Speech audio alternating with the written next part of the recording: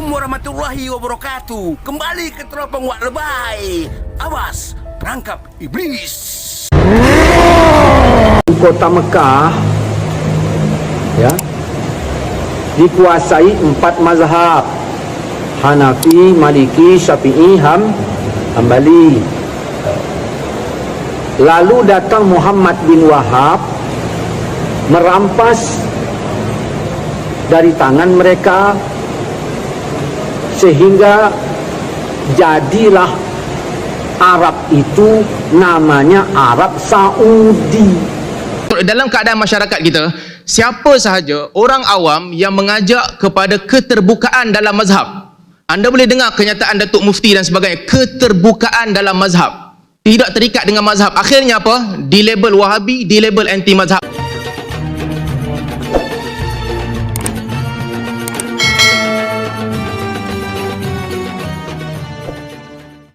Bismillahirrahmanirrahim. Alhamdulillahirabbil alamin. Arrahmanirrahim. Allahumma sholli ala Muhammad wa ala ali Muhammad. Saudaraku seiman, seislam, semanhat. Insyaallah kalian dalam keadaan baik-baik saja, sehat walafiat, dalam perlindungan Allah tabaraka wa taala. Kita terus hadir mengimbangi informasi-informasi, berita-berita yang bermuatan unsur-unsur menuduh, membengkokkan fakta. Keberadaan media sosial seperti ini adalah tantangan bagi juru-juru dakwah agar mereka nanti tampil di depan publik, di depan masyarakat ketika ceramah, harus memiliki ilmu. Harus memiliki ilmu. Tidak seperti masa-masa 30 tahun ke belakang. Modal nekat, ceramah, yang tahu sekitar lingkungan saja. Tapi kok hari ini, sekarang ini, seluruh dunia bisa melihat.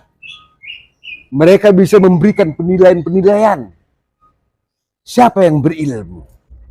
Siapa yang tidak berilmu? Begitu juga masalah tentang Syekh Muhammad bin Abdul Wahab, yang selalu kontroversi. Satu pihak berusaha untuk membenamkan, menghilangkan kemuliaan Syekh Muhammad bin Abdul Wahab. Berbagai cara mereka serang, sampai akhirnya mereka sebut Wahabi. Udah kehabisan kata-kata, sudah kehabisan ilmu, nggak ada lagi yang tepat untuk disematkan kata-kata buruk untuk Syekh Muhammad bin Abdul Wahab. Wahabi. Padahal definisi dari Wahabi sampai saat ini nggak jelas. Definisi dari kalimat Wahabi nggak tepat. Ya berbahagialah kita-kita yang disebut Wahabi. Ya sebutan-sebutan, itu sebutan baik aja udah. Nggak usah alergi. Nggak usah alergi. Wahai saudaraku seiman seislam, kita terima saja kata-kata yang baik. Mereka semakin panik, insya Allah beliau menjelaskan tentang sejarah, atau boleh dikatakan cuplikan sejarah rekam jejak Syekh Muhammad bin Abdul Wahab. Apakah lengkap data-data beliau untuk mengungkap kisah perjalanan hidup Syekh Muhammad bin Abdul Wahab? Mana lebih lengkap lagi nanti? Dijelaskan oleh Manhaj Salam Salman Ali Fakar, ahli tentang biografi Syekh Muhammad bin Abdul Wahab. Sekarang mari kita saksikan penjelasan beliau tentang Syekh Muhammad bin Abdul Wahab. Muhammad bin Wahab bekerja sama dengan Muhammad bin Saud. Sama-sama Muhammad. Yang satu bin Wahab, yang satu bin Saud. Dah? Untuk mengambil alih ya, wilayah Najd, wilayah Mekah dari tangan Syarif Al-Husain di bawah kepemimpinan kepemerintahan Turki Utsmani. Waktu itu kota Mekah ya dikuasai 4 mazhab: Hanafi, Maliki, Syafi'i, Hambali. Lalu datang Muhammad bin Wahab merampas dari tangan mereka sehingga jadilah Arab itu namanya Arab Saudi. Dah jelas ya, namanya Arab Saudi karena Muhammad bin Saud. Maka alirannya pun menjadi aliran Wahabi. Kenapa? Karena Muhammad bin Wahab. Keagamaan namanya Wahabi, kenegaraan namanya Saudi. Kalau kita lihat sejarah Muhammad bin Abdul Wahab, dia mula keluar daripada Dar'iyah, daripada kampungnya ke Madinah untuk belajar. Setelah umurnya lebih kurang sebelum 20 tahun beliau keluar. Kemudian beliau menuju ke Madinah. Beliau belajar dengan Hayat Sindi, gurunya, dan Muhammad bin Abdul Wahab dikenali dalam silsilah sanad mazhab Hambali memegang sanad yang antara sanad yang paling pendek dengan Imam Ahmad bin Hanbal, sanad yang paling ali disebutkan. Dan kalau beliau belajar ke Basrah, beliau pergi ke Ahsa dan beberapa perjalanan lain Muhammad bin Abdul Wahab, sehinggalah beliau sampai ke Dir'iyah dan bergabung dengan Muhammad bin Saud pada 1158 di Dir'iyah. Kemudian berlaku beberapa siri peperangan, 100 lebih peperangan. Ya. Dan dalam peperangan ini, kalau kita buat kiraan, yang meninggal dalam peperangan ini lebih kurang 4,000 ke 5,000 orang. Dan pada tahun 1185, beliau menghantar muridnya pergi ke Mekah untuk berdialog dengan ulama Mekah. Dan beliau meninggal dunia pada tahun 1206 Hijrah tanpa membuka kota Mekah lagi. Belum sampai ke situ, belum ada pertembungan lagi. Yang ada nanti generasi kedua selepas Muhammad bin Abdul Wahab. Baik, macam yang kita sebutkan tadi, kenapa susah nak define Wahabi? Kerana ini yang berlaku. Dalam keadaan masyarakat kita, siapa sahaja orang awam yang mengajak kepada keterbukaan dalam mazhab. Anda boleh dengar kenyataan Datuk Mufti dan sebagainya, keterbukaan dalam mazhab. Tidak terikat dengan mazhab. Akhirnya apa? Dilabel Wahabi, dilabel anti mazhab. Buktinya baru tadi ada dalam slide. Sebab itu, kita tak boleh define. Sesiapa yang mengajak untuk meninggalkan bid'ah, sedangkan meninggalkan bid'ah ini adalah pegangan semua mazhab. Tidak ada mazhab ahli sunnah wal jamaah, melainkan mereka akan mengatakan beberapa perbuatan fiqh adalah bid'ah. Semua mazhab. Mereka datang, mereka kata pecah belahkan mazhab, masyarakat. Sedangkan dalam mazhab Syafi'i sekalipun, perkataan bid'ah digunakan dalam masalah khilafiyah di kalangan ulama mazhab Syafi'i. Tidak ada orang yang menentang khurafat. Tidak ada orang yang menentang khurafat, melainkan orang ini akan dikatakan tak percaya kepada karamah, lalu diletakkan label Wahabi. Contoh paling jelas, ada ustaz yang memang merepek. Bila dia cerita tentang tinggi bangunan Firaun, merepek tak masuk akal, dan dia pun merepek. Sebelum pengakuan dia, kita ke hadapan. Ramai orang ke hadapan mengatakan ni tak masuk akal, takkanlah tinggi tu bangunan Firaun. Apa mereka kata? Mungkin karamah boleh pakai. Kamu Wahabi, tolak dia. Akhirnya bila ustaz tu sendiri mengaku yang dia salah kaji, salah maklumat, diam. Demikian juga, boleh tengok saya tulis tadi, saya tulis dalam Facebook yang ustaz engkukut, masalah dengan gerakan Wahabi ni, bukan gerakan Wahabi, ekstremis Wahabi, mereka salah faham tentang taat kepada pemerintah. Mereka sebahagian mereka membawa ideologi mesti taat dan mesti ikut, sampai undi pun kena undi parti pemerintah ketika itu. Apa jadi? Dikatakan mereka ni lawan pemerintah, Khawarij keluar lawan.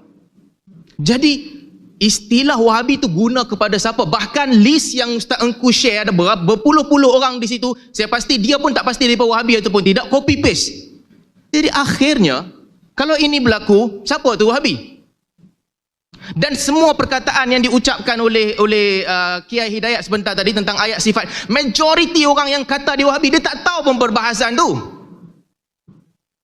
Dia tak tahu pun tentang jihad, tentang had, tentang jisim, tentang jawahir, tentang a'rad. Orang tak tahu pun. Wahabi juga.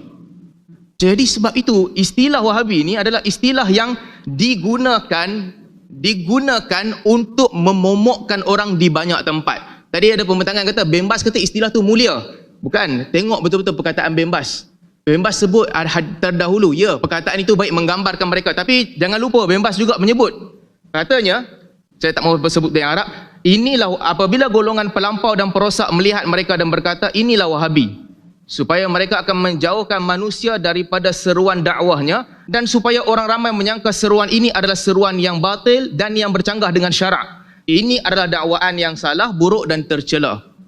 Masalahnya bukan pasal Wahabi. Masalahnya kita yang tak ada kena mengena dengan Wahabi. Kita bukan Wahabi. Pun dimomokkan dan dikatakan. Berapa kali Kiai Hidayat terlepas cakap, orang tu Wahabi, orang ni Wahabi, Wahabi dan Ustaz Salman, sehingga ke tahap itu. Sedangkan ini masalah utama yang kita hadapi, label yang diletakkan pada orang tak kena pada tempatnya. Itu yang pertama. Nah, abang kandungnya Syekh Muhammad bin Wahab menulis buku namanya Sawa'iqul Ilahiyah fi Raddi Al-Wahabiyah, yang ditolak oleh Syekh Sulaiman itu Wahabi yang di Afrika kah atau yang adiknya sendiri?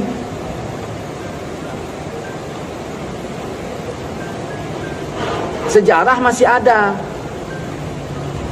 Orang-orang Wahabi mengatakan Wahabi itu bukan yang Muhammad bin Wahab yang di Nejat, tetapi yang di Afrika sanalah. Dah, baru kita cek yang di Afrika sana namanya siapa? Muhammad bin Abdul Rahman bin Rustum. Dah. Dari mana nama Wahabinya, dari mana coba? Kalau Muhammad bin Wahab tadi jelas Muhammad bin Wahab. Karena payah kali nanti kalau disebut nama Muhammad kena nama Nabi, maka dibikinlah nama ayahnya. Cocok, yang satu Muhammad bin Saud jadi negara Saudi, yang satu Muhammad bin Wahab jadi Wahabi. Lalu yang di Afrika Muhammad bin Abdul Rahman bin Rustum, kok dinamakan Wahabi? Gimana logikanya, gimana itu? Memang betul lah sesuatu yang direkayasa meninggalkan jejak janggalnya.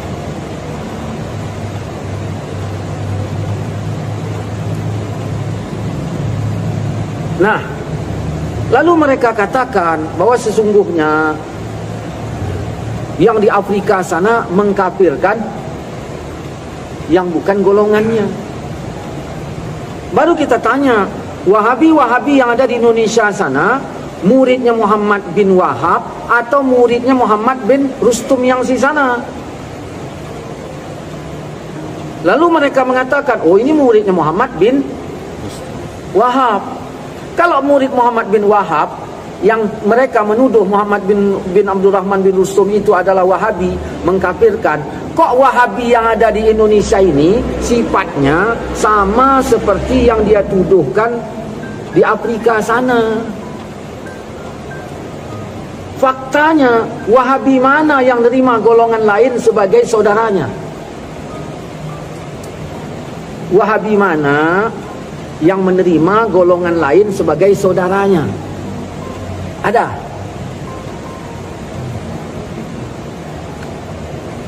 Ada? Mana ada? Yang ada kehadiran mereka memecah belah. Tengok itu ustaz siapa itu yang di mana itu? Nah, Ustaz Abu Selamat Sasek, gitu. Pernah nonton kan? Nah, itu murid siapa itu? Yang di Nejat apa yang di Afrika sana?